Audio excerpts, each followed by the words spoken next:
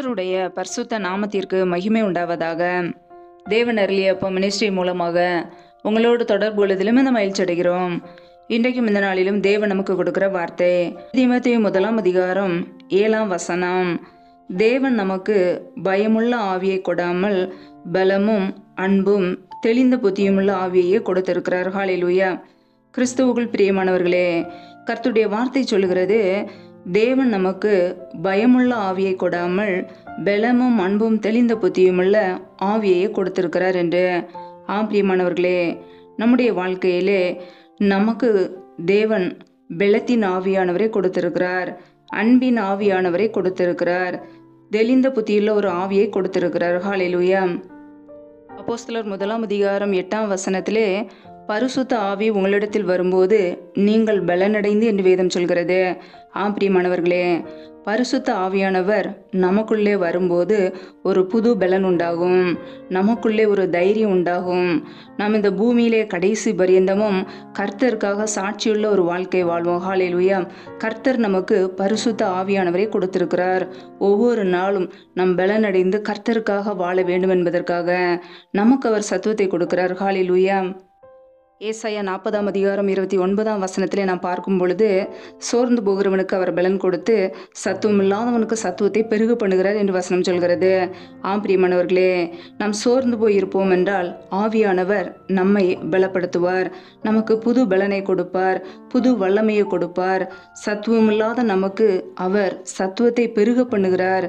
பிரியமானவர்களே, நாம் சோர்ந்து போயிருப்போம் என்றால், நம்முடைய வாழ்க்கையிலே பலனற்றவர்களாக இருப்போம் என்றால், தேவன் நமக்கு அவருடைய சத்துவத்தை கொடுக்கிறார், அந்த சத்துவத்தை பெருக பண்ணுகிறார். ஒவ்வொரு நாளும் தேவ சமூகத்திலே காத்திருக்கும் போது புது வல்லமையினால் நிரப்புகிறார், புது பலனை கொடுக்கிறார், அந்த சத்துவத்தை நமக்கு பெருக பண்ணுகிறார். ஹல்லேலூயா. தேவன் நமக்கு பயமுள்ள ஆவியை கொடாமல் பலமும் அன்பும் தெளிந்த புத்தியுமுள்ள ஆவியையே கொடுத்திருக்கிறார். பிரியமானவர்களே, தேவன் நமக்கு பயமுள்ள ஆவியை தரவில்லை. ஒருவேளை நமக்குள்ளே பயம் வருகிறது என்றால் அது பிசாசானவன் கொண்டு வந்திருக்கிறான். நமக்கு பயம் வருகிறது என்றால், ஏதோ ஒரு காரியத்திலே பயத்தை கொண்டு வருகிறான் என்றால் அது சத்துரு. கர்த்தருடைய பிள்ளைகள் அதை அறிந்து கொள்ள வேண்டும். இன்றைக்கு அநேகருடைய வாழ்க்கையில் அநேக காரியங்களை குறித்ததான பயம். வேதம் சொல்கிறது, மனுஷனுக்கு பயப்படும் பயம் கண்ணியை வருவிக்கும், ஆனால் கர்த்தரை நம்புகிறவன உயர்ந்த அடைக்கலத்திலே வைக்கப்படுவான் என்று.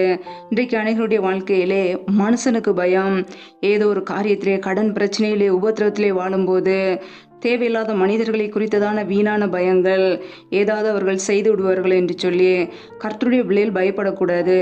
ஏனென்றால் தேவன் நம்மை பலப்படுத்துகிறார். ஒவ்வொரு நாளும் அவர் நமக்கு அன்பின் ஆவியை கொடுத்திருக்கிறார், தெளிந்த புத்தியுள்ள ஆவியை கொடுத்திருக்கிறார். குழப்பத்தோடு சமாதானம் இல்லாமல் நிம்மதி இல்லாமல் நாம் கண்ணீரோடு வாழக்கூடாது. நமக்கு அவர் தெளிந்த புத்தியை கொடுத்திருக்கிறார். நல்லது கெட்டது எது என்பது நமக்கு தெரியும். நன்மையின் தீமை நமக்கு முன்பாக வைத்திருக்கிறார். நாம் எதை தெரிந்து கொள்கிறோம்? நம்மை நாமே சற்று ஆராய்ந்து பார்ப்போம். தேவையில்லாத காரியங்களை குறித்து மனுஷர்களை குறித்து பயப்படுவோம் என்றால் நம்முடைய வாழ்க்கையிலே கண்ணி ஆபத்து வரும். ஒருபோதும் மனிதர்களுக்கு பயப்படாதபடிக்கு கர்த்தரை குறித்த ஒரு பயம் நமக்குள் இருந்தால் அதுவே போதுமானது. ஹல்லேலூயா. வேதத்திலே நாம் பார்க்கிறோம், சங்கீதக்காரன் இப்படியாக ஜெபிக்கிறார். 64 சங்கீதம் 1 தேவனே, என் விண்ணப்பத்தின் சத்தத்தை கேட்டருளும், சத்ருவால் வரும் பயத்தை நீக்கி என் பிராணனை காத்தருளும் என்று. பிரியமானவர்களே, சத்ருவால் வரும் பயத்தை நீக்கி என் உயிரை காத்தருளும் என்று அங்கே ஜெபிக்கிறார். பிரியமானவர்களே, இன்றைக்கு அநேகருடைய வாழ்க்கையிலே சத்ருவானவன் பலவிதமான பயத்தை கொடுத்து, ஒவ்வொரு குடும்பத்திலே தீமையான காரியங்களை கொடுத்து, மரண பயத்தை கொடுத்து அடிமைத்தனத்திலே வைத்திருக்கிறான். கர்த்தருடைய பிள்ளைகள் நன்றாக அறிந்து கொள்ள வேண்டும். நமக்குள்ளே பயம் வருகிறது என்றால் அது சத்ருவானவன் கொண்டு வருகிற ஒரு காரியம். அவனுக்கு நாம் ஒருபோதும் இடம் கொடுக்க கூடாது. சத்ருவுக்கு நாம் எதிர்த்து நிற்க வேண்டும். ஹல்லேலூயா. பிசாசுக்கு இடம் கொடாதிருங்கள் என்று வேதம் சொல்கிறது. தேவனுடைய வார்த்தைக்கு கீழ்ப்படிந்து சத்ருவானவனுக்கு நாம் எதிர்த்து நிற்க வேண்டும். விசுவாசத்திலே உறுதியாக இருந்து அவனுக்கு நாம் எதிர்த்து நிற்க வேண்டும். அவனுக்கு நாம் இடம் கொடுப்போம் என்றால் அவன் நம்முடைய வாழ்க்கையில் உள்ள நன்மைகளையும் ஆசீர்வாதங்களையும் சமாதானத்தையும் திருடி விடுவான். ஒவ்வொரு நாளும் கெர்ச்சிக்கிற சிங்கம் போல எவனை விழுங்கலாம் என்று வகை தேடி சுற்றி திரிகிறான். கர்த்தருடைய பிள்ளைகள் நாம் இடம் கொடுக்கக்கூடாது. சத்ருவுக்கு ஒருபோது இடம் கொடுக்கக்கூடாது. தேவன் நமக்கு பரிசுத்த ஆவியானவரை கொடுத்திருக்கிறார். பயமுள்ள ஆவி நமக்கு வேண்டாம். ஹல்லேலூயா. ஒருவேளை நமக்குள்ளே பயத்தின் ஆவி வருமென்றால் இயேசு கிறிஸ்துவின் நாமத்தை சொல்லி அதை நாம் மேற்கொள்வோம். ஹல்லேலூயா. நமக்குள்ளே பரிசுத்த ஆவியானவர் வாசமன நாம் இடம் கொடுப்போம். தேவன் நம்மை ஒவ்வொரு நாளும் பலப்படுத்துவார். தேவ சமூகத்திலே காத்திருக்கும் போது பயத்தின் ஆவிகள் எல்லாம் நம்மை விட்டு நீங்கி போகும். கர்த்தருடைய பிள்ளைகள் தேவ சமூகத்திலே காத்திருந்து ஒவ்வொரு நாளும் புது பலனை பெற்றுக்கொள்வோம், புது வல்லமையை தரித்துக் கொள்வோம், கர்த்தருடைய கிருபைகளை பெற்றுக்கொள்வோம். ஹல்லேலூயா. பலமும் அன்பும் தெளிந்த புத்தியுமுள்ள ஆவியை கொடுத்திருக்கிறார். பிரியமானவர்களே, நமக்குள் அன்பின் கனி இருக்க வேண்டும். அன்பின் ஆவியானவர் நமக்குள்ளே ஊற்றப்பட்டு இருக்கிறார். ஹல்லேலூயா. வேதத்திலே நாம் பார்க்கிறோம், ஓசியா 11ஆம் அதிகாரம் 4ஆம் வசனத்திலே, மனுஷரை கட்டி இழுக்கிற அன்பின் கயிறுகளால் நான் அவர்களை இழுத்தேன் என்று கர்த்தர் சொல்கிறார். பிரியமானவர்களே, நம்மை அவருடைய அன்பினாலே இழுத்திருக்கிறார். ஹல்லேலூயா. நமக்குள் தேவ அன்பு ஊற்றப்பட்டு இருக்கிறது. மேலும் நமக்கு அருளப்பட்ட பரிசுத்த ஆவியினாலே தேவ அன்பு நம்முடைய இருதயங்களிலே ஊற்றப்பட்டு இருக்கிறது. ஹல்லேலூயா. அந்த நம்பிக்கை நம்மை ஒருபோதும் வெட்கப்படுத்தாது. நாம் அன்பு கூற அழைக்கப்பட்ட ஜனங்கள். உன்னை போல் பிறனையை நேசி என்றார். பிரதான கற்பனையை கொடுத்திருக்கிறார். அன்பின் ஆவியானவர் நமக்குள்ளே இருக்கும்போது அன்பின் கனிகள் வெளிப்படும், ஆவிக்குரிய கனிகள் வெளிப்படும். நாம் இயேசு கிறிஸ்துவின் சீஷர்களாய் கனி கொடுக்கிற ஒரு வாழ்க்கையை வாழ வேண்டும். அவரில் நிலைத்திருக்கும் போது, அவருடைய வார்த்தையிலே நிலைத்திருக்கும் போது நாம் மிகுந்த கனிகளை கொடுக்க முடியும். நாம் மிகுந்த கனிகளை கொடுக்கும்போது பிதாவானவர் மகிமைப்படுவார். நமக்குள்ளே அன்பின் கனி காணப்படுகிறதா? தேவன் நமக்கு பலத்தின் ஆவியானவரை தந்தருளினார். அன்பின் ஆவியை கொடுத்திருக்கிறார். தெளிந்த புத்தியுள்ள ஒரு ஆவியை கொடுத்திருக்கிறார்.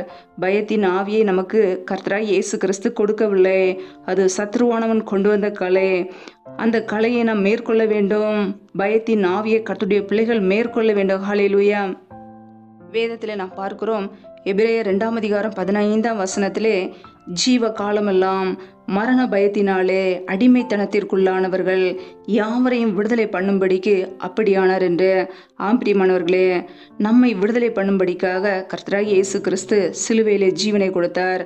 நம் ஜீவ காலமெல்லாம் மரண பயத்திலே இருக்கக்கூடாது. அந்த அடிமைத்தனத்திலே நாம் இருக்கக்கூடாது. ஏதோ ஒரு காரியத்திலே, குடும்பத்திலே ஒரு பலவீனம் வந்துவிட்டால், நோய் வந்துவிட்டால் நமக்குள்ளே ஒரு மரண பயம் வந்துவிடும். அடுத்தது என்ன நடக்குமோ, என்ன ஆகுமோ, நாம் பிழைப்போமோ அப்படின்னு சொல்லி ஒரு பயம் வந்துவிடும். அந்த பயத்தை கொண்டு வருவது சத்துரு. மரண பயத்தினாலே கர்த்தருடைய பிள்ளைகளை அவன் அடிமைப்படுத்தி வைத்திருப்பான். அந்த அடிமைத்தனத்திலிருந்து விடுதலையாக்கும்படிக்கு தேவனுடைய குமாரன் வெளிப்பட்டார். ஹல்லேலூயா. அவர் நம்மை விடுதலையாக்கும்படிக்கு அப்படியானார். சிலுவையில் எதற்காக ஜீவனை கொடுத்தார்? நாம் அடிமைத்தனத்தில் வாழக்கூடாது, விடுதலையாக்கப்பட்ட ஜனங்களாய் வாழ வேண்டும் என்று. பிரியமானவர்களே, இன்றைக்கு நம்முடைய வாழ்க்கையிலே தேவ சமூகத்திலே காத்திருந்து பயத்தின் ஆவியை மேற்கொள்வோம். பரிசுத்த ஆவியானவர் நமக்கு கொடுக்கப்பட்டு இருக்கிறார். அவர் பலத்தின் ஆவியானவர்.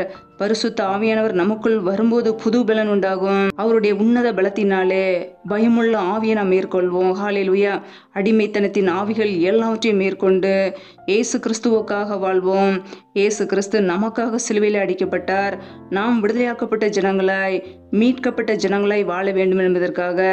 கர்த்தருடைய பிள்ளைகள் ஒருபோதும் சத்துருக்கிடம் கொடுக்காதபடிக்கு நம்முடைய வாழ்க்கையிலே இயேசு கிறிஸ்துவையே நம்பி விசுவாசிப்போம். அவரை நம்பும்போது உயர்ந்த அடைக்கலத்திலே நம்மை வைப்பார். ஹல்லேலூயா. நானே வழியும் சத்தியமும் ஜீவனுமாய் இருக்கிறேன் என்றார். பிரியமானவர்களே, இயேசு கிறிஸ்துவே நமக்கு வழி, அவரே நமக்கு ஜீவன். நமக்கு ஜீவன் உண்டாயிருக்கும்படி வந்தார். பிரியமானவர்களே, நாம் இயேசு கிறிஸ்துவை விசுவாசிக்கும் பொழுது, அவரையே நம்பி வாழும்போது, அவரை ஏற்றுக்கொள்ளும் போது நம்முடைய வாழ்க்கையிலே விடுதலை, சுகம், ஆரோக்கியம், நித்திய ஜீவன். ஹல்லேலூயா. கர்த்தரை நம்புகிறவனையே கிருபை சூழ்ந்து கொள்ளும். ஒவ்வொரு நாளும் கர்த்தரையே நம்புவோம். இயேசு கிறிஸ்துவின் வழியை பின்பற்றுவோம். அவருடைய கிருபை நம்மை சூழ்ந்து கொள்ளும். எந்த சத்ருவின் கிரியைகளோ, நாச மோசங்களோ, பொல்லாப்புகளோ, தீமைகளோ நம்மை தொட முடியாது. இயேசு கிறிஸ்துவின் இரத்தத்தினால் வேலி எடுக்கப்பட்ட பிள்ளைகளாய் அவர் நம்மை பாதுகாத்துக் கொள்வார். ஹல்லேலூயா. ஒவ்வொரு நாளும் கர்த்தருக்கு பிரியமுள்ள ஒரு வாழ்க்கையை வாழ்வோம். தேவ சித்தத்தை நிறைவேற்றுவோம். அவருடைய பிள்ளைகளை வாழ்ந்த நன்மைகளையும் நித்திய ஜீவனை பெற்றுக்கொள்வோம். ஹல்லேலூயா. கர்த்தர் தாமே இந்த வார்த்தையின்படி உங்களை ஆசீர்வதிப்பாராக. ஆமென். நம்மை நாமே அவருடைய சமூகத்திலே தாழ்த்தி அர்ப்பணித்து ஜெபிப்போம். ஜெபம். எங்களை அதிகமாய் நேசிக்கிற எங்கள் அன்பின் பரலோக தகப்பனே, மை துதிக்கிறோம், ஸ்தோத்திரிக்கிறோம் அப்பா. இந்த நாளிலும் கூட உடைய வார்த்தைகளோடு எங்களோடு பேசினீரே, அதற்காக உமக்கு ஸ்தோத்திரம், ஸ்தோத்திரம், ஸ்தோத்திரம். ஒவ்வொரு நாளும் எங்களை கண்ணின்மணி போல பாதுகாத்து கிருபையோடு ஜீவனோடு வைத்திருக்கிறீரே உமக்கு நன்றி நன்றி நன்றி. நல்லவரே மே துதிக்கிறோம், வல்லவரே மே துதிக்கிறோம், பரிசுத்தமுள்ளவரே மே துதிக்கிறோம். நேற்று மீண்டும் என்று மாறாதே எங்கள் அன்பு நேசரே மே துதிக்கிறோம். மகிமையின் ஆவியானவரே மே துதிக்கிறோம், கிருபையின் ஆவியானவரே மே துதிக்கிறோம். ரீபா லஹதரபா ராகாபா ரூகாபா ரீகாபா ரஷாகா ரதன ஹதரபலா. கர்த்தருடைய வல்லமை வெளிப்படுவதாக. ரீபா லஹதர ஷகா ரகா துரி கரதரபலா. எங்களை முற்றிலுமாக உடைய சமூகத்திலே அர்ப்பணிக்கிறோம் அப்பா. யாரெல்லாம் இணைந்து ஜெபிக்கிறார்களோ ஒவ்வொரு பிள்ளைகளும் உடைய கரங்களிலே அர்ப்பணிக்கிறோம். ஒவ்வொரு குடும்பங்களையும் என் தேவன் ஆசீர்வதிங்கப்பா. பிள்ளைகள் செய்கின்ற வேலைகள், தொழில்கள், வியாபாரங்கள் எல்லாவற்றையும் ஆசீர்வதிங்க. கையின் பிரயாசங்களை வர்த்திய பண்ணுங்க, பெருக பண்ணுங்க. கையின் பிரயாசங்கள் தேவையில்ல செலவுக்கோ, வீண் செலவுக்கோ, மருத்துவ செலவுக்கோ, வட்டியும் சொல்லி போகாதபடிக்கு என் தேவன் பிள்ளைகளை ஆசீர்வதிங்க. நம்முடைய கரங்களிலே அர்ப்பணிக்கிறோம். ஒவ்வொரு நாளும் உண்ணவும் உடுக்கவும் தங்குவதற்கு இடமும் கொடுத்து எங்களை பாதுகாக்கிறவரே துதிக்கிறோம் அப்பா. யாரெல்லாம் இணைந்திருக்கிறார்களோ ஒவ்வொரு குடும்பங்களையும் ஆசீர்வதிங்க. பிள்ளைகள் என்னென்ன காரியங்களுக்காக ஜெபிக்கிறார்களோ என் தேவன் மனமிறங்கி பிள்ளைகளை ஆசீர்வதிங்கப்பா. நம்முடைய கரங்களிலே அர்ப்பணிக்கிறோம். எந்தெந்த குடும்பங்களிலெல்லாம் வேலைக்காக ஜெபிக்கிறார்களோ வேலை காரியங்களில் இருக்கிற தடைகளை முற்றிலுமாக நீக்கி போடுவீராக. என் இயேசு கிறிஸ்து தாமே பிள்ளைகளுக்கு நல்ல வேலைகளை கொடுங்க. பிள்ளைகள் படிப்புக்கேற்ற நல்ல வேலைகளை ஏற்படுத்தி கொடுங்கப்பா. வேலை காரியங்களில் இருக்கிற தடைகளை முற்றிலுமாக நீக்கி போடுவீராக. தடைகளை நீக்கி போடுகிறவர் பிள்ளைகள் வாழ்க்கையில முன் சென்று எல்லா தடைகளையும் நீக்கி போடுவீராக. ஆசீர்வதிங்க. எந்தெந்த குடும்பங்களிலெல்லாம் கர்ப்பத்தின் மணிக்காக பல மாதங்களாக ஜெபிக்கிறார்களோ நிம்மதி இல்லாமல் கண்ணீரோடு வாழ்கிறார்களோ என் தேவன் மனமறையை ஆசீர்வதிங்கப்பா. பிள்ளைகள் கர்த்தரால் ஒரு சுதந்திரம், கர்ப்பத்தின்கனி அவரால் கிடைக்கும் பலன் என்று வேதத்திலே வாசிக்கிறோம். என் தேவன் ஆசீர்வதிங்க. கர்ப்பத்தின்கனி கண்டுகொள்ள உதவி செய்யுங்கப்பா. தடைகளை நீக்கி ஆசீர்வதிங்கப்பா. உடைய கரங்களிலே அர்ப்பணிக்கிறோம். எந்தெந்த குடும்பங்களிலெல்லாம் திக்கற்ற பிள்ளைகளாய் தனிமையோடு வாழ்கிறார்களோ, யாருமே இல்லாமல் கண்ணீரோடு திக்கற்ற ஒரு நிலைமையிலே ஒரு அனாதையை போல வாழ்கிறார்களோ என் தேவன் அவர்களுக்கு உதவி செய்யுங்கப்பா. திக்கற்றவர்களுக்கு நீர் மாத்திரமே துணை. என் தேவன் உதவி செய்யுங்க. நன்மைகளை கொடுங்க, ஆசீர்வாதங்களை கொடுங்க. பிள்ளைகளுடைய படிப்பு காரியங்களை, தேவைகளை சந்திங்கப்பா. உடைய கரங்களிலே அர்ப்பணிக்கிறோம். எந்தெந்த குடும்பங்களிலெல்லாம் பயத்தோடு வாழ்கிறார்களோ என் தேவன் சத்துரு கொண்டு வருகிற எல்லா பயத்தையும் நீக்கி பிள்ளைகளை விடுதலையாக்குங்கப்பா. மரண பயத்தை கொண்டு வருகிற பொல்லாத கிரியைகளெல்லாம் இயேசு கிறிஸ்துவின் நாமத்தினால வெளியேறட்டும். ரீபா லபா ரஷா லதரபா ரீபா கபரா ஷகரக துரி கரதரபலா ரீபா லகதரபா ரீபா ராக்கபா ரூகபா ரிஷேகே லேதேரபா கரதரபலா. என் தேவனுடைய வல்லமை வெளிப்படட்டும். கர்த்தருடைய ஆவியானவர் எங்கேயோ அங்கே விடுதலை உண்டு. என் தேவன் பிள்ளைகளுக்கு விடுதலை கொடுங்கப்பா. நம்முடைய கரங்களிலே அர்ப்பணிக்கிறோம். நீர் எங்களுக்கு பலத்தின் ஆவியானவரை கொடுத்திருக்கிறீர், அன்பின் ஆவியானவரை கொடுத்திருக்கிறீர். அதற்காக நன்றியப்பா. ஒவ்வொரு நாளும் உடைய சமூகத்திலே காத்திருந்து புது பலனை, புது கிருபைகளை, புது வல்லமையை தரித்துக்கொள்ள எங்களை அர்ப்பணிக்கிறோம். எங்களை ஆசீர்வதிங்க. சத்துரு கொண்டு வருகிற போராட்டங்கள், பிரச்சனைகள், தீமைகள் எல்லாவற்றிற்கும் விலக்கி எங்களை பாதுகாத்துக் கொள்ளுங்க. உடைய இரத்த கோட்டைகளை எங்களை அர்ப்பணிக்கிறோம். உடைய கிருபைகளை அர்ப்பணிக்கிறோம். எங்களை ஆசீர்வதிப்பீராக. ஆவிக்குரிய ஆசீர்வாதங்களையும் இந்த பூமிக்குரிய ஆசீர்வாதங்களையும் கொடுத்து எங்களை ஆசீர்வதித்து வழி நடத்துங்கப்பா. உடைய வார்த்தைக்கு கீழ்ப்படிந்து வாழ அப்படியே சித்தத்தை செய்ய எங்களை அர்ப்பணிக்கிறோம். அதற்கேற்ற பலனை, கிருபையை, சத்துவத்தை கொடுங்க. எங்களை ஆசீர்வதிங்க, பலப்படுத்துங்க. முற்றிலுமாக தாழ்த்தி வெறுமையாக்கி ஜெபிக்கிறோம். எல்லா துதி கன மகிமை எல்லாமும் ஒருவருக்கே செலுத்துகிறோம். இயேசு கிறிஸ்துவின் மூலம் ஜெபிக்கிறோம் எங்கள் ஜீவனுள்ள நல்ல பிதாவே. ஆமேன். கர்த்தர் தாமே உங்களையும் உங்கள் குடும்பங்களையும் ஆசீர்வதிப்பாராக. ஆமேன். Thanks for watching. Please subscribe our channel. Click the like and share. Click the bell. God bless you.